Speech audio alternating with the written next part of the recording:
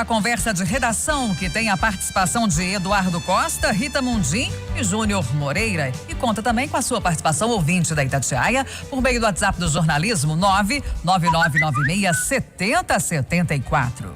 Minas Gerais pode retroceder com a flexibilização Eduardo Costa. Se a população não seguir as recomendações das autoridades, as orientações sanitárias. Em BH, a ocupação de leitos volta a subir e se aproxima de 60%. Outro tema, veterinário vai cuidar da vacinação contra o coronavírus. Oi, Edu. Alegria tê-la de volta, viu? Alegria minha também estar com vocês presencialmente de novo. Bom dia para todo mundo. Seguinte, eu não estou aqui para aliviar. A doença é séria, a doença é grave, o vírus mata. Mas eu também não estou aqui para levar pânico.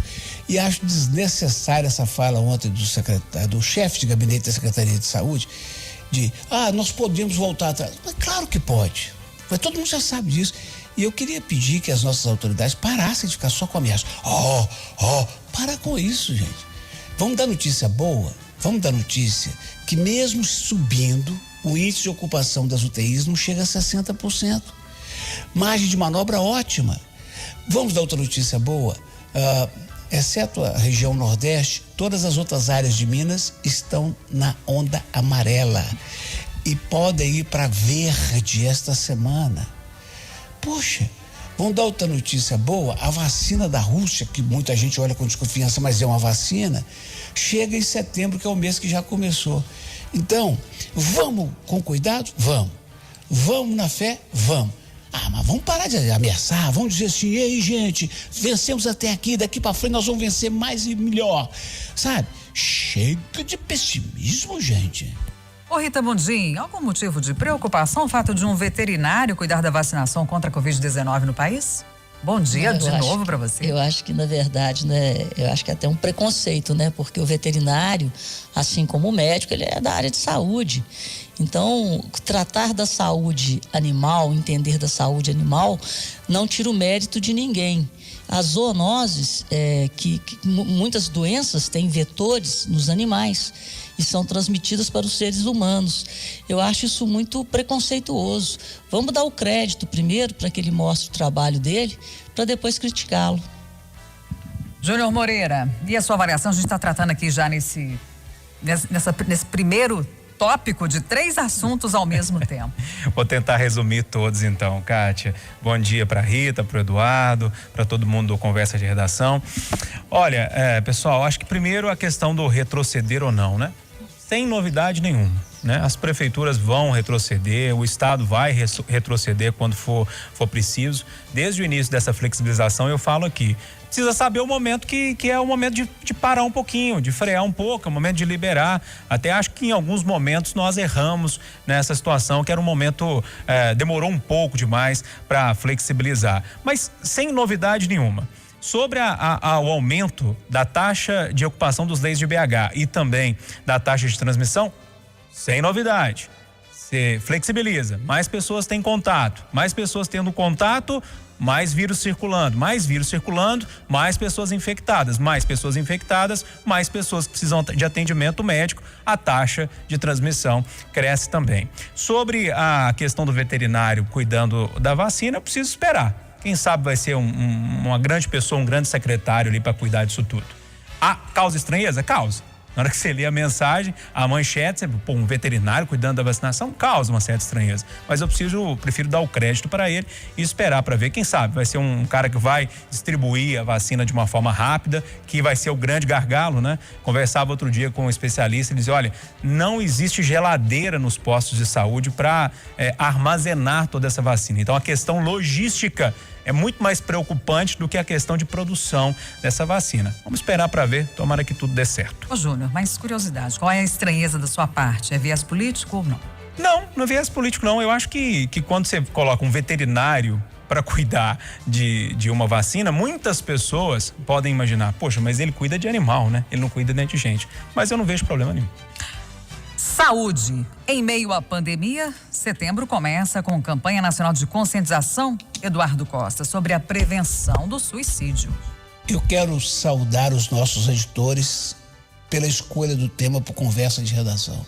Aí sim, Eu acho que 90% do que o Brasil discute no Congresso, 90% do que discute nas assembleias, nas câmaras, é uma tremenda perfumaria, não é essência. Hoje, por exemplo, eu espero que o governo de Minas tenha feito um bom trabalho.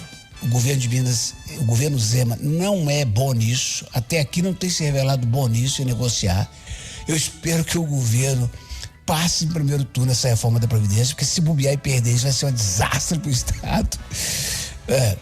E no plano nacional, eu acho que esse é o grande tema, sabe, Kátia?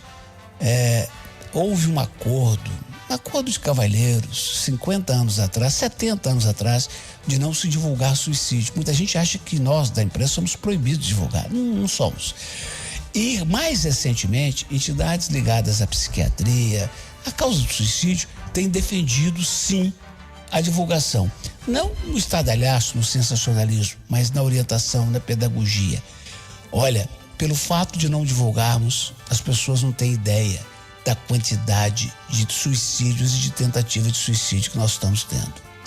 As pessoas não têm ideia do quanto a internet é cruel, porque você clica lá como suicidar e ela te dá 200 formas interessantes. Te indica, inclusive, os melhores pontos para pular. As pessoas não têm ideia da quantidade de crianças de classe pobre, média, rica e milionária que estão se matando. É um caso recente aí da Zona Sul que é bom até não entrar em detalhes. Tem outro caso do Padre Eustáquio, de filho de militares, que é até bom não entrar em detalhes. E com a pandemia, com o isolamento, com o mal-estar dentro de algumas famílias, com o que vem por aí no cenário econômico e de desemprego, esse é o assunto, Kátia Pereira. Nós tínhamos que fazer mais e mais uma discussão seríssima sobre isso, de apoio, de aconchego, de acolhida, porque, olha, eu ouso dizer, e quem duvidar, vai à internet, clica lá. Nós estamos vivendo, já não é de hoje, uma epidemia de suicídios, Kátia. Júnior. Kátia, esse assunto é seríssimo. Eu concordo com o Eduardo que nós precisamos falar e falar muito mais dessa história. Lógico, com muito cuidado, para não liberar gatilhos para as pessoas que estão numa situação muito difícil. Mas quando falamos de prevenção ao suicídio, esse mês de setembro a gente lembra isso, e a classe médica, principalmente os médicos ligados às doenças da mente, né? Levando essa bandeira, e aí nós discutimos mais esse assunto que é tão escondido, né? Por nós jornalistas no dia a dia. A gente fala de prevenção, a gente tem que falar de família, a gente tem que falar de amigos do trabalho, a gente tem que falar de amigos do dia a dia, de pessoas que convivem. Por que eu estou falando isso? Nós, como cidadãos, como amigos, como irmãos, como pais, como filhos, como sobrinhos, afilhados, enfim, nas nossas relações, nós precisamos treinar mais um pouco o nosso olhar para tentar identificar o que aquela pessoa está vivendo, né? Tentar identificar que mudança que aquela pessoa está tendo de comportamento que pode levar a uma situação tão séria como essa. Então, é o nosso olhar de observar um colega de trabalho. Olha, esse colega mudou demais, ele anda muito cabisbaixo, anda muito triste, ou anda com um comportamento um pouco diferente. É tentar conversar ou convencê-lo de procurar ajuda médica, porque tem um outro problema nisso tudo. Kátia, Eduardo, Rita, ouvintes do Conversa de Redação, é o preconceito em relação à doença, né? A pessoa tá com uma doença mais séria, sei lá, tá com câncer, a pessoa quebrou um braço, a pessoa tá com a dor de coluna, todo mundo fica, nossa, que dó, coitado, toma esse remédio, toma, né? Sempre tem os médicos da família tentando indicar alguma coisa. E também compadecendo com aquela situação. Quando a doença é da mente, muitas pessoas ainda acham que é mimimi. Muita gente fala, ele é porque não quer trabalhar, tá inventando, porque a gente não vê aquela situação. E eu tô contando isso tudo, eu não gosto muito de citar exemplos pessoais aqui no Conversa de Redação, não, eu tento ir por outro lado, mas a minha depressão que eu tive em 2013, e eu falo isso com a maior tranquilidade aqui no Conversa de Redação para milhares de ouvintes, porque as pessoas ainda têm vergonha de falar sobre esse assunto. Gente, depressão é uma doença como qualquer outra, né? Quando a gente não quebra um braço, a gente não conta para a pessoa, né? Se a gente está com qualquer outro problema, a gente não conversa sobre esse assunto. Por que não conversar e não dizer que a pessoa teve depressão? Por causa do preconceito que existe ainda. Eu estou contando esse exemplo meu, eu tive depressão em 2013 e quem descobriu a minha depressão, quem me alertou para ela foi uma colega de trabalho, uma grande amiga de trabalho, que falou: Júnior, você é um cara sorridente, você é brincalhão, toda hora que vê você tá cabisbaixo, você tá chorando, tá tendo crises. Eu fui procurar ajuda médica, fui diagnosticado com a depressão, me tratei e hoje eu não tenho mais nada, né? Demorei 1 ano e meio com o tratamento e hoje não tenho mais nada. Agora, tem um outro problema quando a gente chega no tratamento, que é as pessoas que abandonam o tratamento no meio, né? Começam a melhorar, tô bem agora, já posso parar de tomar medicação. Aí vem aquela queda de novo e a pessoa volta lá ao fundo do poço. Enfim, eu tô contando isso tudo, gente, como um exemplo pessoal para dizer para vocês: não tenha vergonha de estar sofrendo, não tenha vergonha de ter pensamentos suicidas, não tenha vergonha de estar triste. Fale com as pessoas, comente, abre seu coração, peça ajuda médica, peça ajuda da família e faça o tratamento até o fim. É uma doença tratável, existem medicamentos para isso, existem várias opções de tratamento, de terapia, análise, enfim, um monte de coisa. A medicina está muito avançada nesse sentido. Mais uma vez, não tenha vergonha, e você que está perto de uma pessoa com depressão ou com pensamento com pensamento suicida, não tenha preconceito, ajude essa pessoa. Júnior, e embora a fé seja fundamental, ela não substitui tratamento médico adequado e até o uso de medicação prescrita, né, pelo profissional competente. Ô Rita, você já acompanhou muitas crises e agora, com a pandemia da Covid-19, a gente fala muito de uma crise econômica. E assim, o que você percebe, ou que você já tem percebido, ou talvez você tenha contato com pessoas que estão talvez entrando por um caminho da depressão, como o Júnior citou, por causa de questões financeiras, questões econômicas? Olha, Kátia, o que o Júnior disse, o Eduardo falou, a gente tem que ficar muito atento, porque o suicídio é o último degrau de uma escada chamada depressão. Então a gente tem que monitorar os sinais de alegria das pessoas, sinais de alegria, de convivência, porque geralmente a pessoa deprimida ela se afasta da convivência social. E a gente tem que ficar de olho nessa alegria, e o que a gente pode ver daqui para frente é em função, né, dessa crise sanitária. Nós estamos passando por uma crise muito séria na economia. Essa ajuda emergencial que o governo tem dado foi de grande valia para muitas famílias, tem sido, e essa tem sido inclusive a forma de minorar os efeitos na economia. Então, o que a gente tem visto? Nas grandes cidades, principalmente, o setor de serviços, ele foi muito abalado. Então, as pessoas perderam os seus negócios e perderam a perspectiva de retomá-los num pós-pandemia. Então, a gente vê aí um número de bares e restaurantes sendo fechados, escolas sendo fechadas, quer dizer, setores como a educação, né, setores essenciais, sofrendo muito nessa crise. Academias de ginástica, né, muitos prestadores de serviços perdendo a sua função social. Então, muita gente tem que passar até por uma redescoberta. Então, eu acredito que as pessoas, nesse momento, é um momento que a gente tem que dialogar muito, buscar saída. Existem cursos sendo oferecidos, cursos gratuitos no Sebrae, nas federações de indústria a gente pode procurar algum tipo de ajuda. O Banco Central criou uma página muito interessante sobre quais as linhas de crédito que existem para quem está passando por um sufoco nessa pandemia.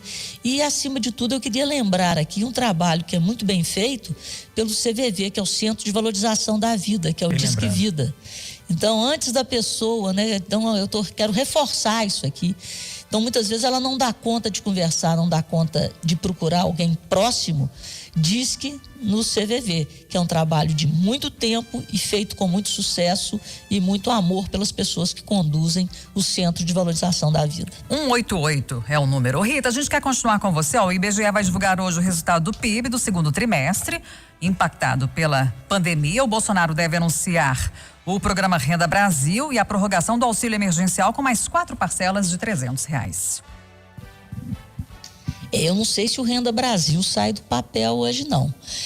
Ontem foi enviada uma proposta de orçamento para o Congresso e, dependendo, né, do desenho do Renda Brasil, vai ter que ser enviada outra para ser discutida.